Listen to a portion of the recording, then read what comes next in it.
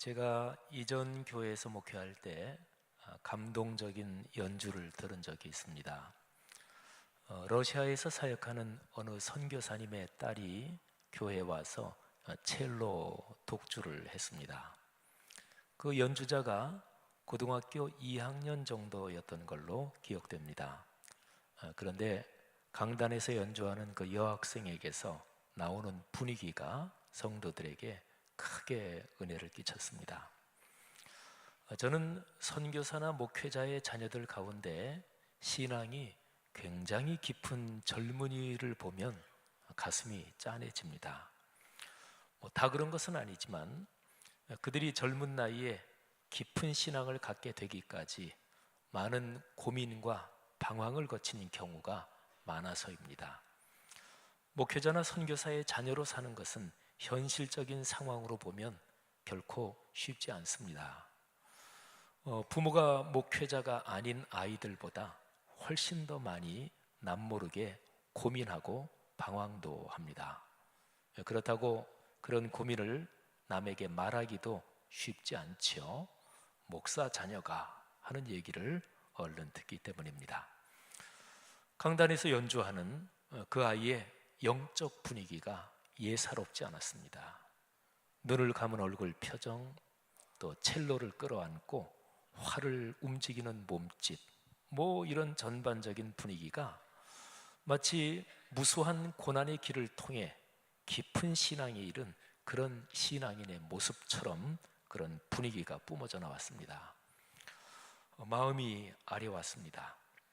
근데 그때 그 여학생이 연주한 곡이 찬송가 내 주를 가까이 하게 함은 이 노래였습니다.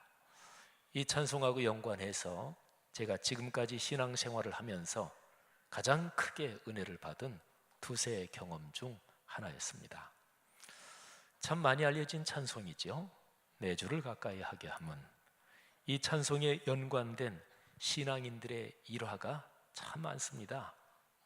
우리나라 또는 서양 막론하고요.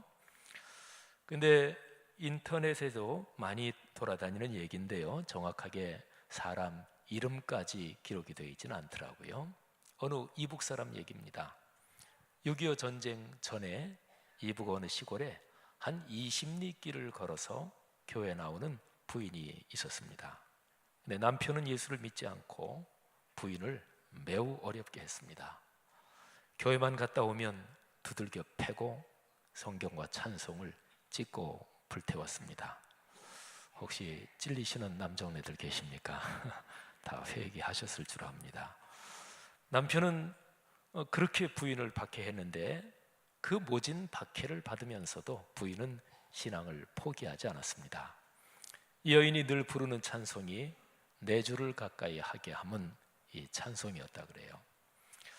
내 주를 가까이 하게 함은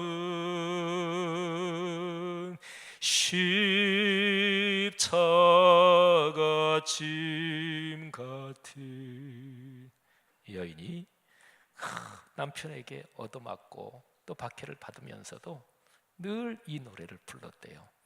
내 일생 소원은 늘 찬송하면서 주께 더 나가기 원합니다. 내 고생하는 것 옛 야곱이 돌베개 베고 잠 갔습니다. 꿈에도 소원이 늘 찬송하면서 매 맞고 부엌일하며 울면서 이 찬송을 불렀습니다. 매 맞으면서도 불렀습니다. 박해하는 남편이 예수님 믿고 구원받게 해달라고 울면서 기도하며 이 찬송을 불렀습니다. 그러던 중에 6.25 전쟁이 터졌고 이 남편은 강제로 인민군에 끌려 들어갔습니다. 그리고 전쟁 중에 미군에게 포로가 됐습니다.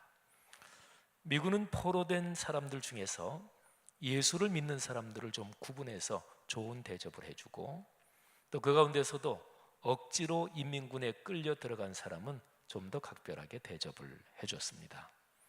근데 미군이 포로된 인민군들 중에서 누가 교인인지 가려내려고 우리 한국 사람 통역 장교에게 시켜서 포로들에게 찬송가를 부르게 했습니다. 근데 부인을 핍박하던 이 남자가 찬송을 부릅니다. 교회는 한 번도 나가본 적이 없는. 근데 부인이 하도 불러서 4주를 가까이 이 찬송의 가락은 저절로 외게 됐어요. 이 남자가 아주 구성지게 찬송을 부릅니다. 이 찬송을 잘 불러야 자기에게 유익이 되니까 내 주를 가까이 하게 함은 십자가 짐 같은 고생이나. 근데 여기까지 부르다가 그 다음 가사가 생각나지 않았습니다. 큰일 났죠. 이 남자가 이렇게 계속합니다. 아이고 하나님 날 살려 주소서. 마누라 때린 거 잘못했습니다.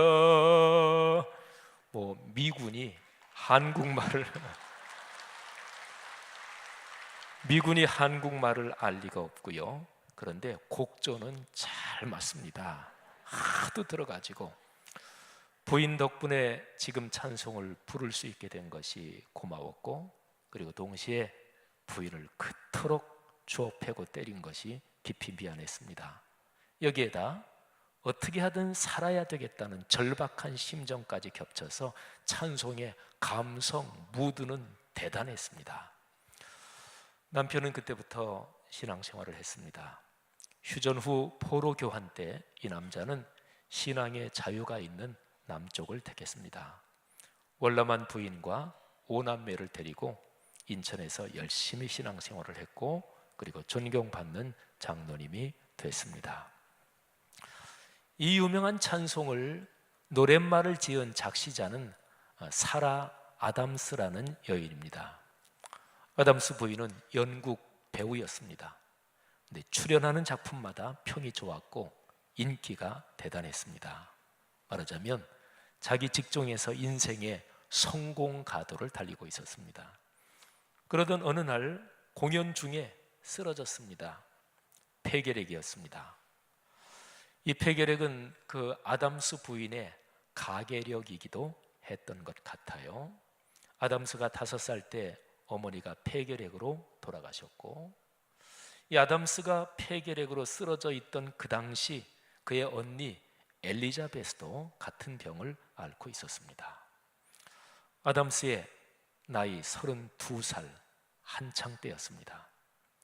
그러나 병을 앓으면서 아담스는 오히려 주님을 더 깊이 사랑하게 됐습니다. 그리고 마음과 영혼 깊은 곳에서부터 아름다운 시어들이 솟아나오기 시작했습니다. 오히려 이제 아담스에게는 새로운 인생이 시작된 것이죠.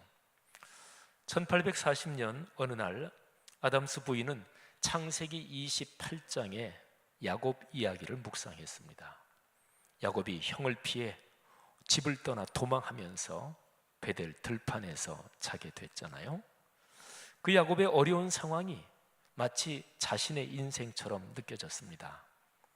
어린 시절 폐병으로 돌아가신 어머니, 연기자로 살아오면서 남들이 보기에는 아무 문제 없이 승승장구하는 것 같았지만, 그러나 그 가운데 있었던 여러 가지 갈등들, 또 투병 생활의 어려움, 이런 것들이 창세기 28장에 나오는 야곱의 고뇌와 두려움, 거기하고 겹쳐지면서 자기 문제처럼 깊이 감동을 받았습니다.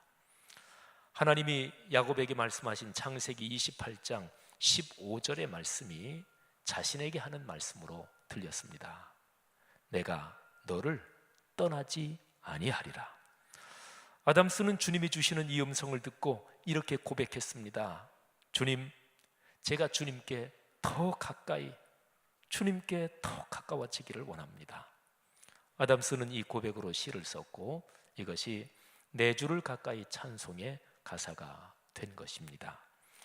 아담스 부인은 이 시를 쓰고 8년이 지난 후에 43살의 나이로 주님의 부르심을 받고 영원한 고향으로 갔습니다. 성도 여러분, 그리스도인이 많이 부르는 이 찬송이 여러분에게는 어떤 은혜를 주었습니까?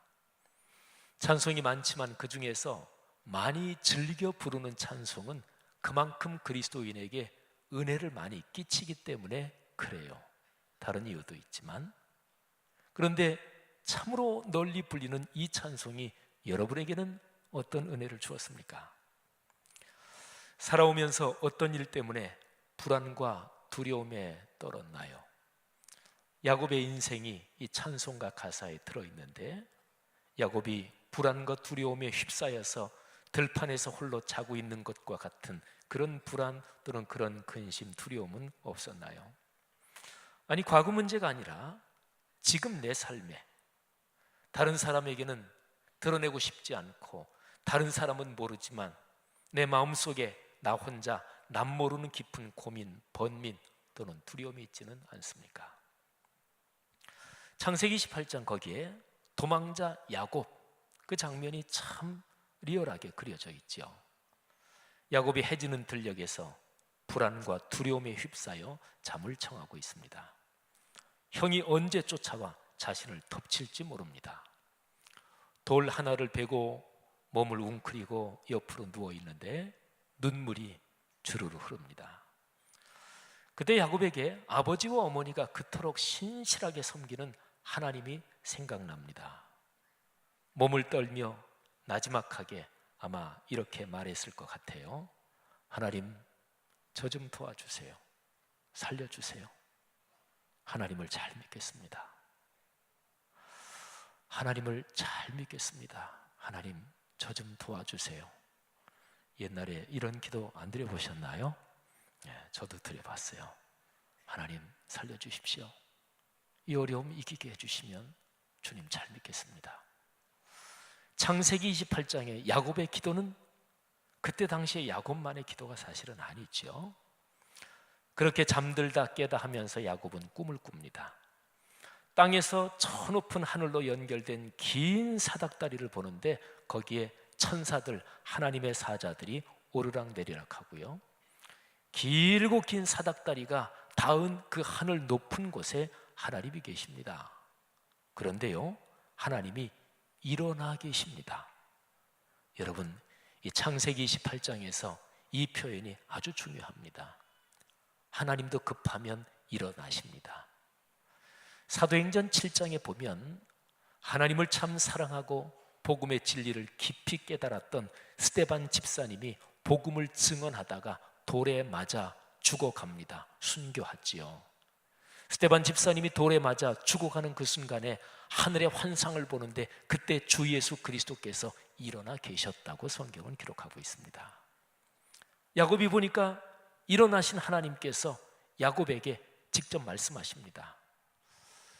야곱이 할아버지 아브라함, 아버지 이삭에게 아마도 수도 없이 들었을 그 얘기를 하나님께서 이제 직접 야곱에게 해주시는 거예요.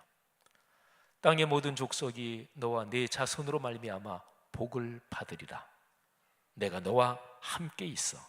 네가 어디로 가든지 너를 지키며 너를 이끌어 이 땅으로 돌아오게 할지라. 내가 네게 허락한 것을 다 이루기까지 너를 떠나지 아니하리라. 아멘. 야곱이 잠에서 깼습니다. 그리고 이렇게 주님 앞에 고백하며 결단합니다. 창세기 28장 16절 17절 말씀입니다. 여호와께서 과연 여기 계시거늘 내가 알지 못하였도다. 두렵도다 이곳이요, 이것은 다름 아닌 하나님의 집이요 하늘의 문이로다. 아멘. 하나님이 거기 계셨던 거예요. 거기는 하나님을 섬기는 그런 장소도 아니고 예배 드렸던 장소도 아니고, 그런데 야곱이 홀로 있다고 생각했고 그 루스란 지명을 가졌던 그 들판에서 외로이 쓸쓸하게 불안과 두려움에 휩싸여 홀로 돌베개에 베고 자는 그곳에 바로 하나님이 계셨습니다. 그 한가운데 하나님이 계셨어요. 그래서 야곱은 자기가 자던 그곳을 여기가 하나님의 집이고 여기가 하늘의 문이다 이렇게 고백한 거죠. 야곱은 베개로 삼았던 돌을 세우고 거기에 기름을 붓고 하나님께 예배를 드립니다. 성도들이요, 해질녘은 대개는 다 아름답습니다. 그런데요, 내 마음이 불안하고 두려우면 그 해걸음의 아름다운 붉은 빛이 야곱의 경우처럼 우리를 오히려 더 불안하게 만듭니다. 여러분의 삶에도 이와 같은 경험이 있습니까? 그리고 과거 지나온 그런 경험 중에 그 상황에서 주님께서 나와 같이 계시고 주님께서 나를 지키신다는 그런 응답 또는 그런 감동을 경험하셨습니까?